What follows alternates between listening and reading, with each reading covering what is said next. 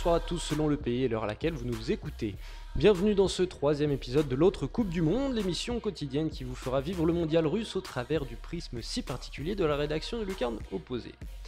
Au programme, messieurs dames, le débrief de la défaite australienne côté kangourou, bien sûr, avec Antoine Blanchet-Quérin. Nous partirons ensuite pour Lima, où Romain Lambert reviendra sur celle du Pérou. Puis je vous emmènerai à Belo Horizonte pour observer comment les Brésiliens ont vécu le premier match de leur rival et voisin argentin. Enfin, on fera le point sur le Costa Rica de Grégory Chaboch, ainsi que le Mexique de Diego Tonatiuh Calmar avant leur entrée dans ce mondial. Et on commence sans plus attendre par les Socceros de l'ami Antoine, qui n'est pas peu fier de la performance de ses protégés malgré la victoire de l'adversaire français.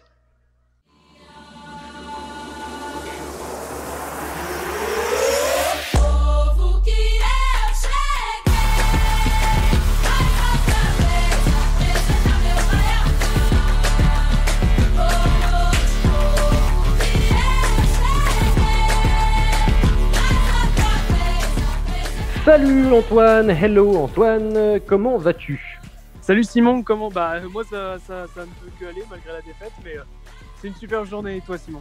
Ça va, écoute, ça va très bien. Eh bien oui, on va parler de cette défaite de l'Australie contre la France.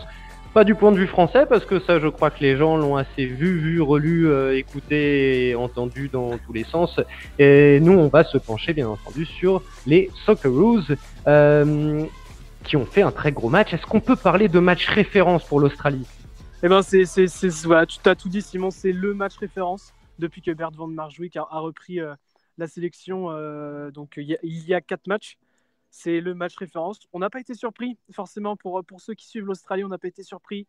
On a eu le double rideau défensif, on a eu un tempo très lent pour créer des occasions, mais c'est surtout que, comme avait dit Bert van Marwijk avant dans les conférences de presse d'avant-match, il a demandé une concentration de 90 minutes. Les Socceroos ont eu une concentration de 95 minutes. Ça s'est senti. Ils ont failli avoir le point du match nul.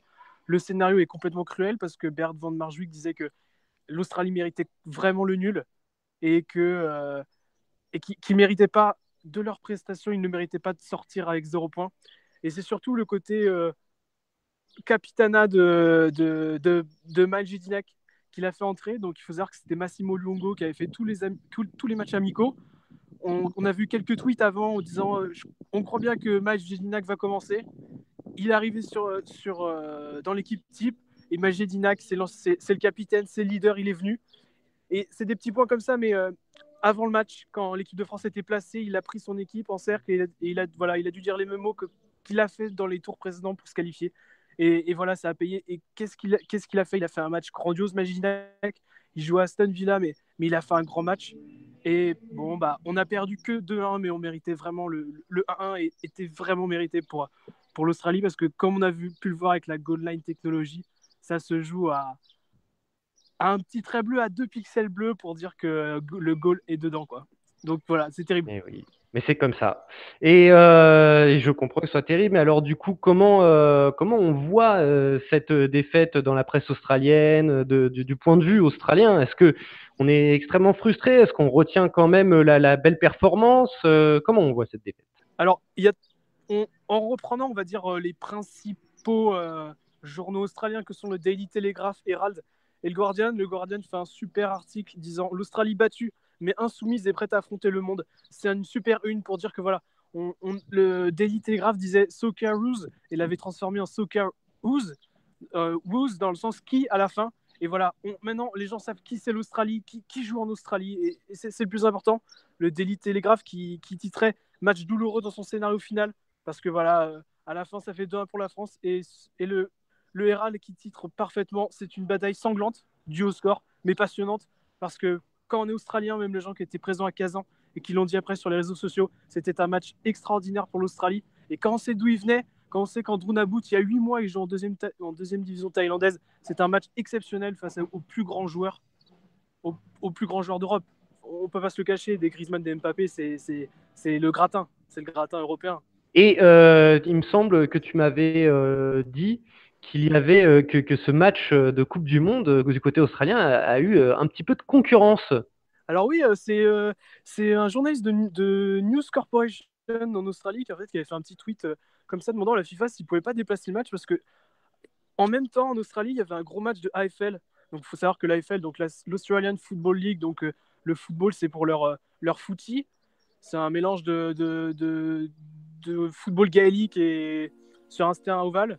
Et donc, du coup, il devait y avoir un gros match. Et il faut savoir que là-bas, l'AFL, c'est ultra populaire. Donc, du coup, voilà, c'était un peu le. Ça, ils ont dû. Dans l'audience, je pense que l'Australie n'a pas eu tout ce qu'ils auraient pu avoir à cause de ce match-là. Mais bon, le football n'est pas le meilleur ami en Australie. Mais bon, ça, on pourra en revenir dans d'autres dossiers sur l'Icarne opposé.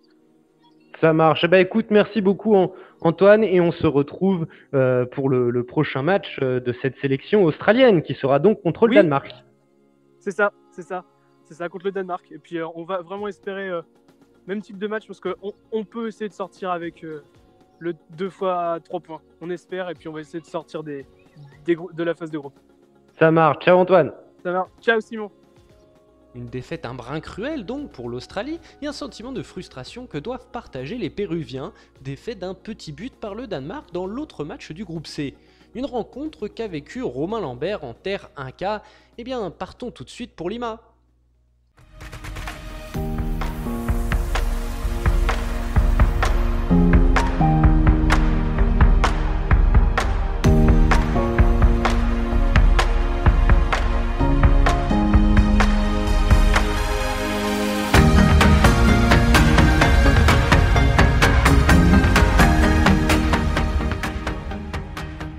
Qu'est-ce que vous avez pensé du match d'aujourd'hui ? Ouais, ben plutôt déçu par le résultat, hein, parce qu'on jouait bien, puis on a perdu ce penalty là. Je pense que ça les a démotivés. Puis en seconde période, les efforts n'ont pas payé. Hein. Et moi je pense que le Pérou n'a pas su profiter de ses opportunités, le penalty, etc. Et tout ça fait qu'au final ils ont tout donné mais n'ont pas réussi. Et ouais, on a perdu plein d'occasions. Et qu'est-ce qui manque au Pérou pour remporter un match ? Ben tout simplement, ils jouent bien, ils poussent, mais ils la mettent pas au fond. Ils la mettent pas au fond. Mais est-ce que vous pensez que le Pérou a encore une chance de se qualifier du coup ? C'est difficile, mais c'est possible. Oui, c'est possible, c'est possible. La France n'a pas montré que c'est une grande équipe, hein, et je crois qu'on peut les battre. Oui, c'est vrai qu'ils peuvent gagner. Et du coup, votre pronostic ? On gagne 1-0. 1-0, 1-0, but de... Allez, Guerrero. Eh ben dis donc, ça garde la pêche au Pérou. Accueillons Romain pour en savoir un peu plus sur la rencontre des hommes de Gareca. Comment vas-tu Romain ?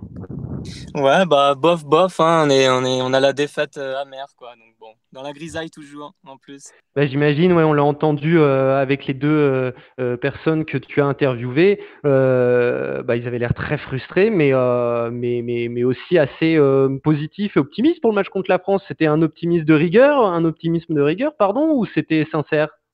Non, je pense que c'était sincère. Maintenant, les Péruviens, ils veulent gagner tous les matchs et ils sont capables de gagner tous les matchs. Donc bon, bah, de toute façon, on dit ici, un Péruvien qui ne souffre pas, c'est pas un Péruvien. C'est tellement beau, c'est tellement beau. Et comment, bah, du coup, toi, tu as vécu donc ce match sur une place à Lima. Comment était l'ambiance d'avant-match, au moment du but, après le match, pendant le match ? Et ben en fait, c'était très tendu. Je m'attendais à une grosse fête, une grosse ambiance comme pendant les qualifs, mais on sentait que les gens étaient tendus. Ils avaient un peu peur là de rentrer dans ce mondial. Et puis bon, il y a eu des gens qui ont essayé de lancer un peu l'ambiance. On a eu l'entrée de Paulo Guerrero aussi qui a un peu relancé l'ambiance. Mais bon, après le but, ouais, ça a un peu coupé. Et bon, à la fin, ça poussait un peu, donc il y a un peu plus d'ambiance. Mais c'est vrai que c'était un peu tristounet, on va dire. Bah oui, surtout que, eh bah, pour mes chers auditeurs, hein, si vous n'avez pas vu le match, sachez que donc le Pérou, c'est vrai qu'on l'a pas dit, le Pérou, on le redit, le Pérou s'est incliné à 1-0, un petit but contre le Danemark. Bon, pourtant, en ayant, on peut le dire, assez dominé, en tout cas dans le jeu, son adversaire, un adversaire qui s'est montré extrêmement solide. Qu'est-ce que tu retiens de ce match, toi ? Oui, c'est ça, c'est vraiment la solidité du Danemark qui a été très très sérieux dans ce match. On peut vraiment les applaudir, les Danois. De toute façon, on le sait, c'est une bonne équipe, hein, donc on n'est pas surpris. Voilà, il manquait cet impact physique aux Péruviens. Et voilà, enfin, ils ont quand même un peu eu du mal en première période. Ils se sont relancés en deuxième période. Mais bon, le fait de jeu, c'est surtout ce penalty manqué complètement par Cueva. Et ça, c'est un peu le tournant du match, quoi. Et pourquoi? Parce qu'il y a eu le pénalty raté de Cueva, mais il y a aussi un florilège d'actions ratées de la part des Péruviens, d'actions ratées ou arrêtées par Kasper Schmeichel, le portier danois. Ouais. Hormis le grand talent du fils de Peter, comment ça se fait que les attaquants uruguayens ont autant tremblé devant les cages? Non, oui, c'était dingue, mais là, je pense que c'est aussi une petite manque d'expérience, une pression aussi qui est là. Bon, ça faisait longtemps on l'a dit et répété qu'il était absent d'un mondial, et c'est peut-être ça qui a manqué dans le dernier geste. C'était pas assez appliqué, c'était pas assez libéré, on va dire. Et voilà, ils ont payé leur manque comment on dit, ouais, ils ont leur manque d'application en fait dans le jeu. Très bien, bah écoute, on espère pour eux, mais à ma foi, pas pour nous en tant que Français, que ces Péruviens vont se libérer pour pouvoir se délivrer de ce terrible début de compétition très frustrant et très cruel. Et bah merci beaucoup Romain, et puis on se retrouve pour briefer, puis débriefer le prochain match des Péruviens qui est, roulement de tambour, tadam, contre la France. Et oui, ce sera le gros choc contre la France. Contre la France, Romain. Match à gagner pour les deux équipes en plus, donc ça va être un beau match. C'est sûr. Ciao Romain. Ciao. Eh bien aujourd'hui les amis, je vous invite de par chez moi à Belo Horizonte, au Brésil, car figurez-vous qu'après mon foot du samedi matin, à Pelada do Sabado en VO, mes coéquipiers et moi avons suivi le premier match de compétition de l'Argentine, le voisin Oni. Mais au fait, qu'est-ce qu'ils en pensent de l'Argentine les Brésiliens? Non, il n'y a que Messi. Sans Messi, ils allaient même pas à la Coupe du Monde. Non, sans Messi, ils font rien. Et toi Ricardo, qu'est-ce que t'en dis? Cavalo paraguay. Ah carrément, un cheval paraguayen. Bon, je vous explique. Le Paraguay est connu au Brésil pour ses nombreuses contrefaçons, donc notre cher Ricardo nous explique, selon lui, que l'Argentine est une équipe en toc. Mais dis donc les mecs, qu'est-ce que vous leur souhaitez dans ce mondial aux voisins? Et qu'elle se qualifie pas et qu'elle passe même pas la première phase. Ouais, je crois qu'il faut qu'elle perde et qu'elle se qualifie même pas pour la phase de groupe. Et en effet, on peut dire que le penalty raté de Messi leur a, semble-t-il, plutôt fait plaisir.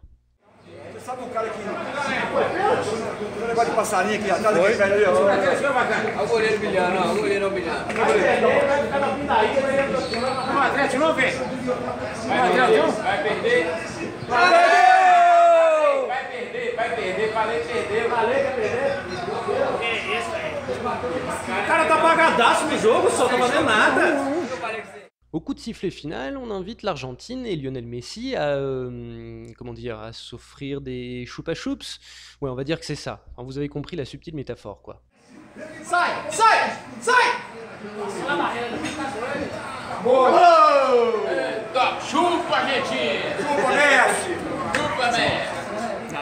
C'est bien beau tout ça, mais aujourd'hui, c'est le Brésil qui va rentrer en lice face à la Suisse.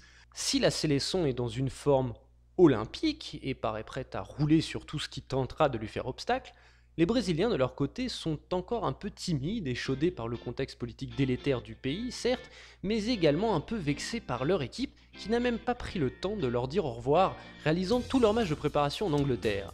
Bon, je ne vous cache pas que je suis persuadé que les Brésiliens vont s'enflammer dès le coup d'envoi du match de ce dimanche, et que l'euphorie l'emportera sur la morosité. Enfin, tout cela vous le découvrirez demain dans un nouvel Inside du côté de Belo Horizonte. Penchons-nous maintenant sur une autre sélection estampillée lucarne opposée de ce groupe E, le Costa Rica, cher à Grégory Chaboch.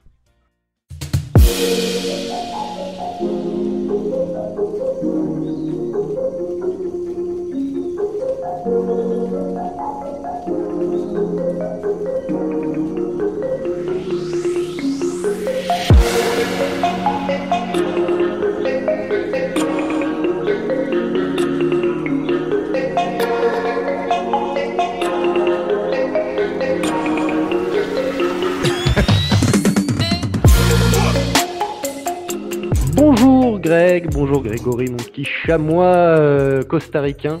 Comment vas-tu?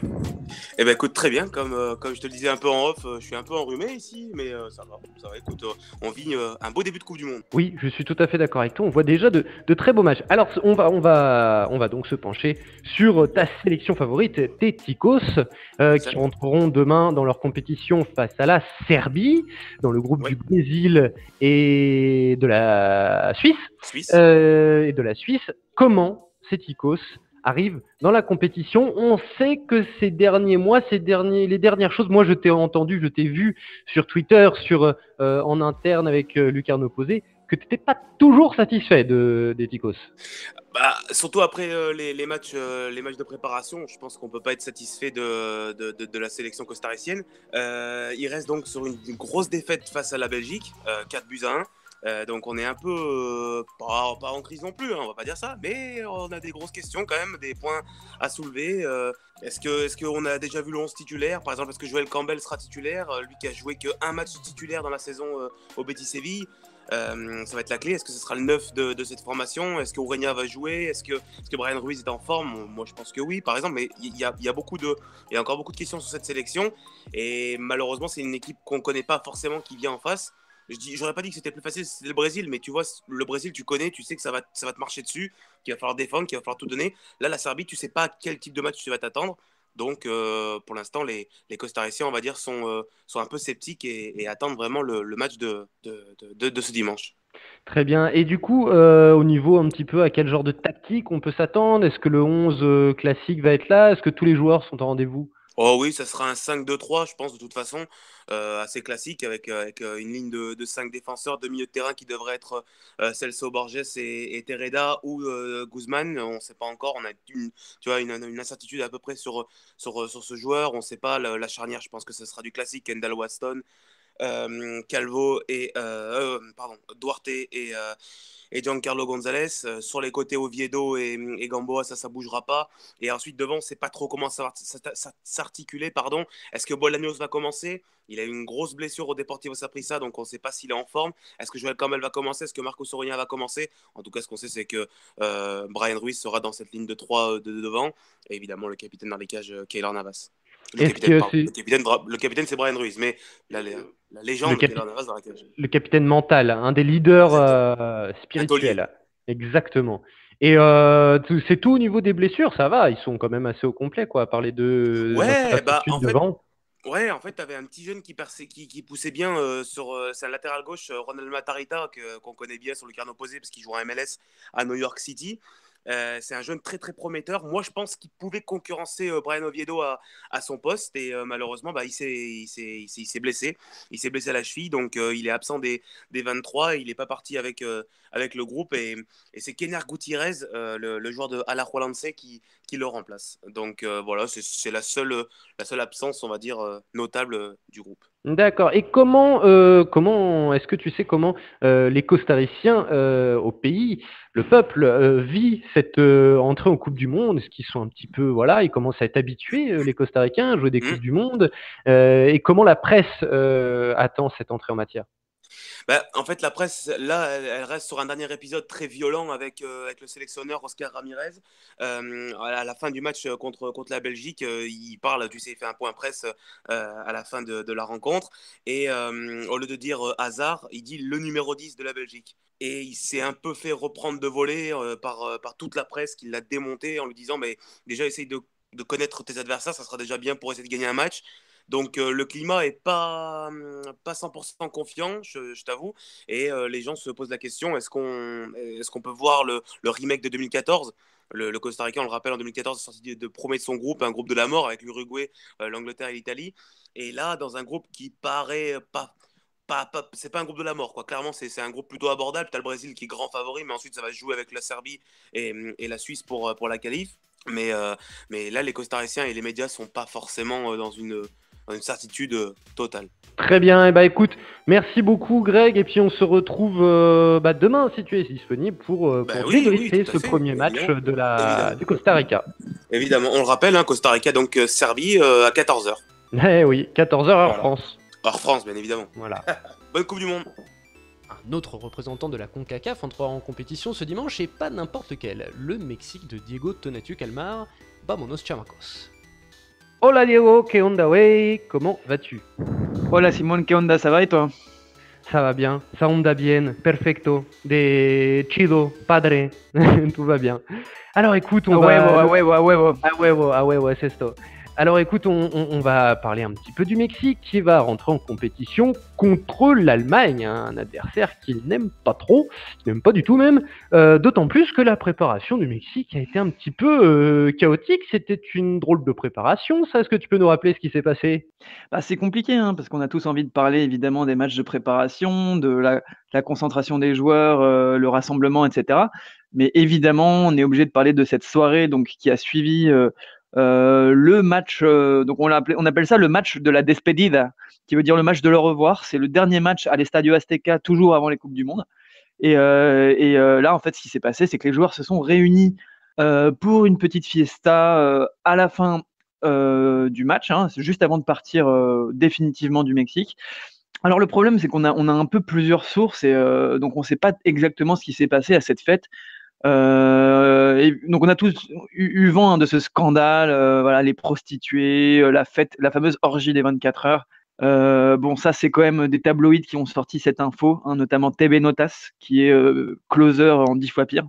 Et le Et Sun, voilà, ça a obligé quand même Chicharito à sortir une vidéo 2 ou 3 jours après, expliquant que oui, il y a eu une fête, mais il n'y avait pas que 9 joueurs, ils étaient tous là, et s'étaient tous rassemblés pour son anniversaire, parce que Javier Hernandez a fêté ses 30 ans, et oui, ça va vite. Et donc voilà, il a dit que oui, il y avait une soirée, mais que ça s'était passé de manière tranquille avec la famille et les amis, et que c'était un scandale de parler de prostituées, hein, de call girls. Donc voilà, c'est un peu compliqué parce qu'on sent quand même que c'était une vraie fête. Moi j'ai envie de dire, le principal, c'est qu'il y ait eu des filles ou pas, ça, on s'en fiche. Le principal, c'est tant qu'il n'y a pas eu d'alcool et que les mecs ont une condition physique normale, bah voilà, c'est le principal. Et maintenant, ils sont attendus au tournant, les joueurs. C'est-à-dire que là, ils vont pas avoir le droit à l'erreur. Ils n'ont plus le droit à l'erreur. Et ben justement, maintenant, comme tu le dis, ils vont être attendus au tournant. Et c'était ma prochaine question. Comment les Mexicains, après ce scandale de mœurs et les derniers résultats du Mexique, hein, qui sont corrects, comment le Mexicain voit ce début de Coupe du Monde? Bah, les Mexicains, ils sont toujours très ironiques sur leur sélection. Ils adorent évidemment, tout le monde est derrière le tri, tout le monde supporte le tri et est derrière l'équipe, mais il y a toujours cette ironie vis-à-vis des résultats du Mexique qui sont jamais des très bons résultats en Coupe du Monde. C'est 8e de finale et rarement au-delà, rarement en dessous, mais rarement au-delà. Hein. Ça fait juste 6 fois d'affilée que le Mexique fait 6 fois, hein, 94, 98, 2002, 2006, 2010, 2014. Donc oui, 6 fois d'affilée que le Mexique fait 8e de finale. Donc voilà, après, l'avantage, entre guillemets, c'est le calendrier. C'est-à-dire que là, demain, le Mexique affronte l'Allemagne. Même si c'est un match qui se finit par une défaite, les Mexicains savent qu'il y aura encore de l'espoir après, parce qu'ils jouent la Corée et surtout la Suède lors du 3e match. Donc évidemment que c'est pas forcément de l'optimisme qui règne au sein ni de la sélection ni des supporters. On sait très bien que l'Allemagne, c'est le champion du monde en titre, que c'est l'un des gros poissons. Après, les joueurs, eux, ils sont très confiants. Mais ça, c'est typique des joueurs mexicains.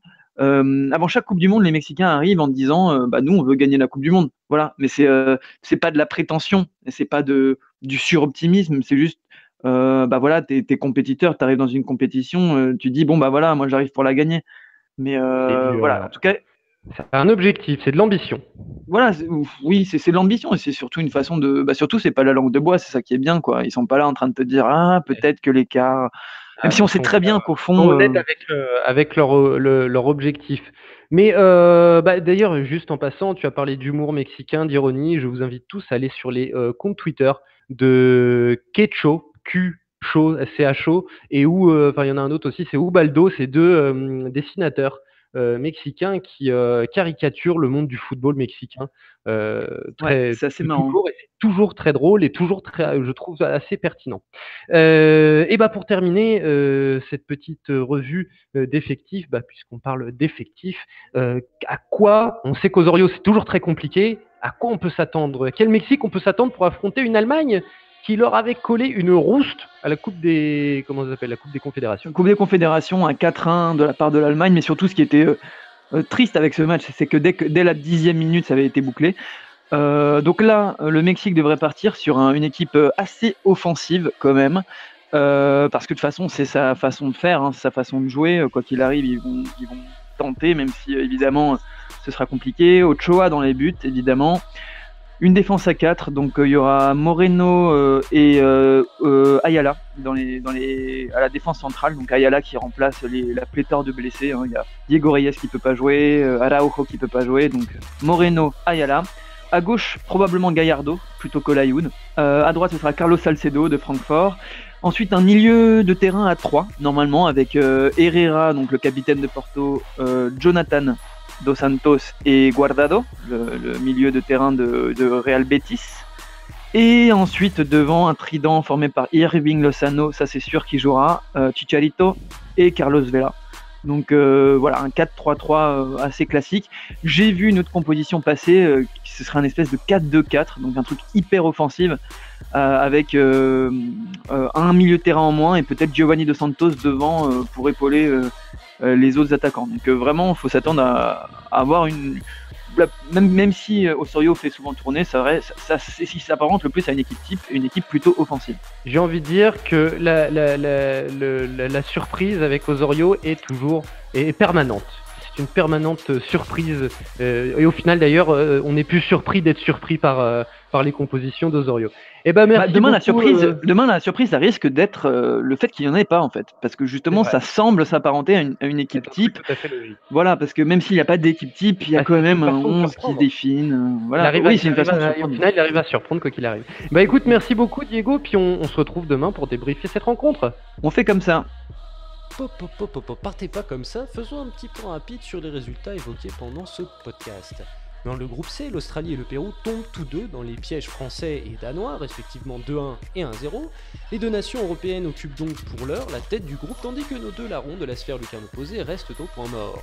Et dans le groupe D, la Croatie fait une belle opération en venant à bout d'un Nigeria trop brouillon, 2-0, tandis que l'Argentine s'échouait sur les Rocks islandais, un but partout. Croatie 3 points, Argentine et Islande 1 point, et Nigeria rien du tout.